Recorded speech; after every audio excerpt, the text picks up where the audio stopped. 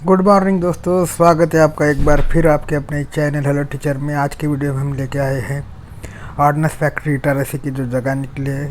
Total जो जगह है 100 जगह है और उस जगह के बारे में इंफॉर्मेशन हम आपके सामने लेके आए हैं। ऑर्डिनेंस फैक्ट्री इटारसी जो कि यूनिट है मिशंस इंडिया लिमिटेड का। मिशंस इंडिया लिमिटेड जो ग्रुप है, जैसे कि आपको पता ही होगा कि ऑर्डिनेंस फैक्ट्रीज का जो कारपोरेशन किया गया है गवर्नमेंट के द्वारा, 1 अक्टूबर 2020 को सभी ऑर्डिनेंस फैक्ट्री को जो है 7 डीपीएससी यूनिट में बांटा गया था। उसमें से जो एक डीपीएससी यूनिट है मिशंस इंडिया लिमिटेड, उसके अंतर्गत उसका जो यूनिट है वो है ऑर्डिनेंस फैक्ट्री इटारसी। और उसमें जो जगह निकले उसके बारे में हम इंफॉर्मेशन देने जा रहे हैं। तो इसमें जो जगह निकले CPW की जगह निकली है, वो भी केमिकल प्रोसेस वर्कर की जगह निकली है CPW की। और इसका जो पीरियड रहेगा वो 1 ईयर का रहेगा। मतलब CPW ट्रेड के लिए जो भी जगह मिल जाएगी उसका 1 ईयर का पीरियड रहेगा। और बाद में जो लिखा है कि जब 4 साल तक बढ़ा सकते हैं, उसमें अगर कंपनी के हिसाब से या परफॉर्मेंस के हिसाब से जो है ये 1 ईयर का जो पीरियड है 4 साल तक बढ़ा सकते हैं। ठीक है, तो CPW ट्रेड किया जगह है। इसके बाद जो डिटेल्स की दी गई है, details of name of post, basic पे एंड वैकेंसीज एंड अलाउंसेस जो भी है वो उसके बारे में डिटेल्स दी गई है। तो नेम ऑफ द पोस्ट में आपको दिख रहा होगा कि बेसिक पे जो दिया है, नेम ऑफ द पोस्ट दिया है। फिर सेकंड कॉलम में बेसिक पे, स्किल लेवल और टोटल वैकेंसीज जो है 100 वैकेंसीज है। तो नेम ऑफ द पोस्ट है मतलब टेनर बेस CPW और इसका जो बेसिक पे रहने वाला है 19,900 प्लस DA रहने वाला है। स्किल लेवल जो रहने वाली है वो स्किल रहने वाली है। इसमें जो ओपन कैटेगरी की जगह रहेगी 40, OBC नॉन क्रिमिनल कैटेगरी की जगह रहेगी वो 15 रहेगी, SC की 15 रहेगी और ST की 20 जगह रहेगी और EWS की 10 जगह रहेगी। ठीक है, तो एक सर्विसमैन जो है इनको 10 जगह दी गई है। और इसका जो है क्वालिफिकेशन जो मांगा है इन्होंने, तो इनको एक अप्रेंटिस चाहिए, मतलब वो भी वो CP trade processing ordnance factories की अप्रेंटिसशिप चाहिए। और जिनकी एक अप्रेंटिसशिप है वो इस जगह के लिए अप्लाई कर सकते हैं। मतलब कि ऑर्डिनेंस फैक्ट्री में उन्होंने जो अप्रेंटिसशिप का ट्रेनिंग है वो पूरा किया जाना चाहिए और उनको ऑर्डिनेंस फैक्ट्री के बारे में इंफॉर्मेशन चाहिए। इसके बाद जो है एज लिमिट दिया गया है। तो एज लिमिट जो दिया गया है 18 से 30 ईयर का दिया गया है।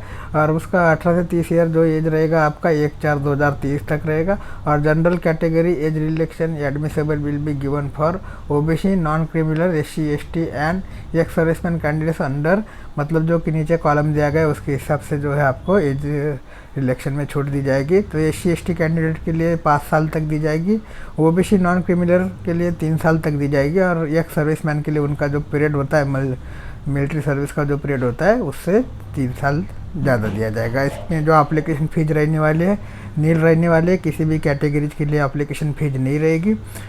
ठीक है, तो फॉर्म जो भरने आपको फ्री ऑफ कॉस्ट है, सभी के लिए ये फॉर्म फ्री है, मतलब किसी को भी फीस पेड करने की ज़रूरत नहीं है। अप्लाई कैसे किया जाएगा, तो अप्लाई जो किया जाएगा, candidates are required to download and print the application form and fill up the same in block letters only. मतलब जो अप्लाई करना है आपको ऑनलाइन तरीके से नहीं करना है, इसको ऑफलाइन तरीके से करना है।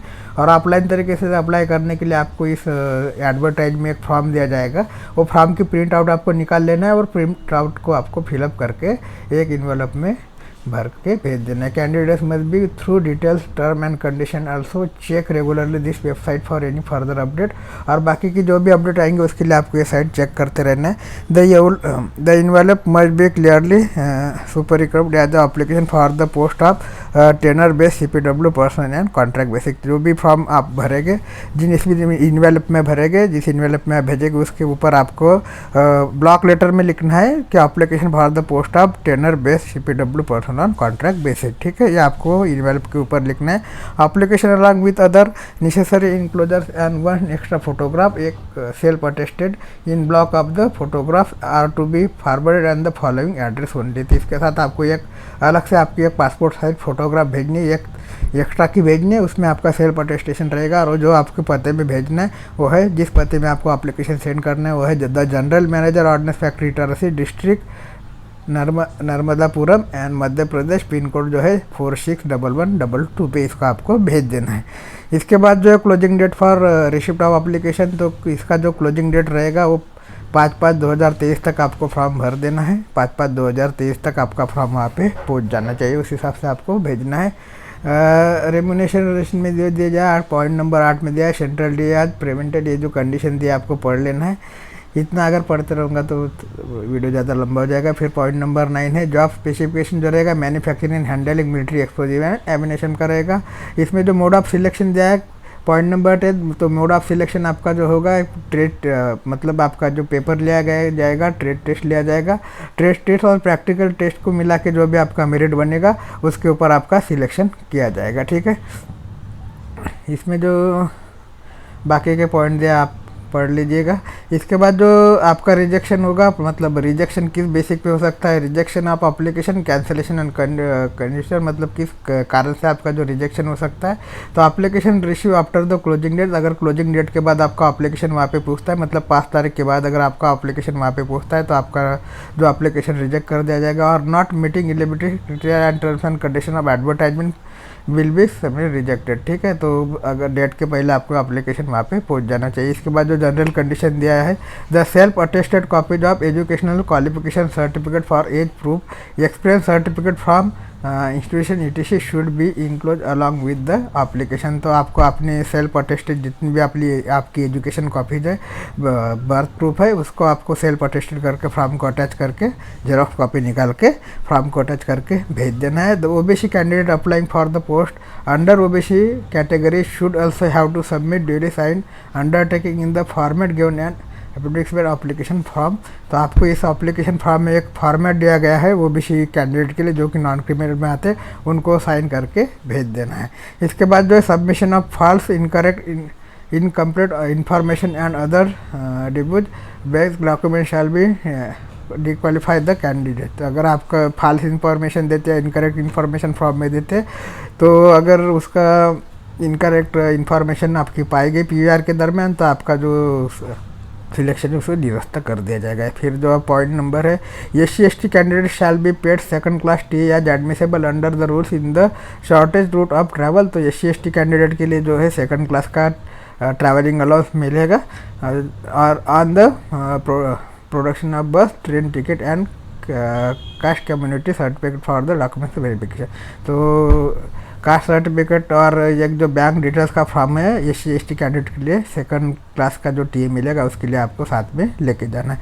इसके बाद जो SC/ST candidate paying for the tested practical test will have to travel on their own expenses. अगर आपका सिलेक्शन हो जाता है एग्जाम में, तो उसके बाद जो भी ट्रेड टेस्ट है, प्रैक्टिकल टेस्ट होगी, उसके लिए SC/ST कैंडिडेट को अपने खुद के खर्चे से आना है। उसके लिए आपको गवर्नमेंट की तरफ से कोई पैसा नहीं दिया जाएगा, ठीक है।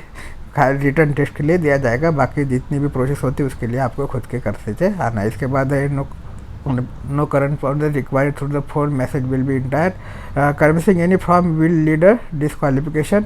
mere submission of the application further does not guarantee use of call letter for the test practical test। जो भी आपको कॉल लेटर आएगा अभी, मतलब ये भरने के बाद, या तो आपको ईमेल के जरिए या पोस्ट के जरिए आपको भेजा जाएगा।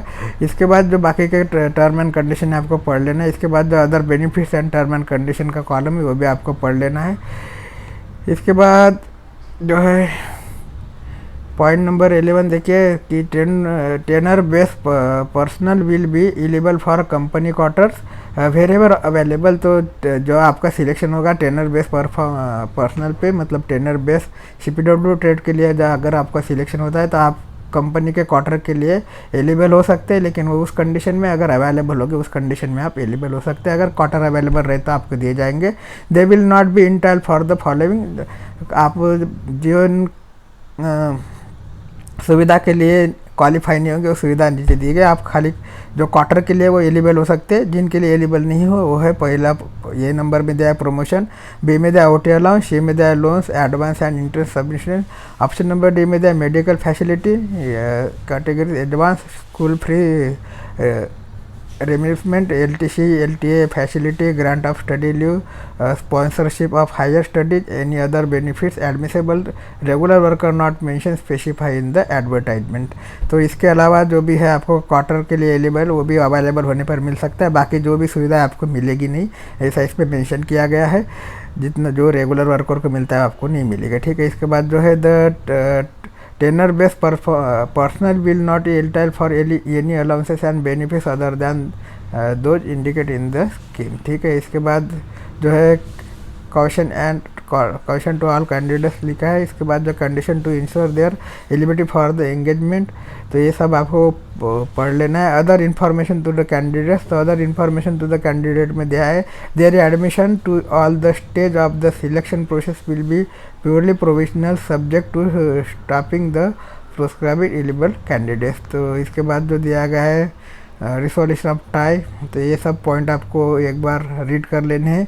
इसके बाद सीधा अपन जाएंगे जो भी एनिमेशन एंड एक्सप्लोसिव ग्रुप है ऑर्डिनेंस फैक्ट्री का, इसके अंतर्गत जो फैक्ट्री आती है 12 फैक्ट्री आती है, उस 12 फैक्ट्री की इन्फॉर्मेशन आपके सामने दी गई है।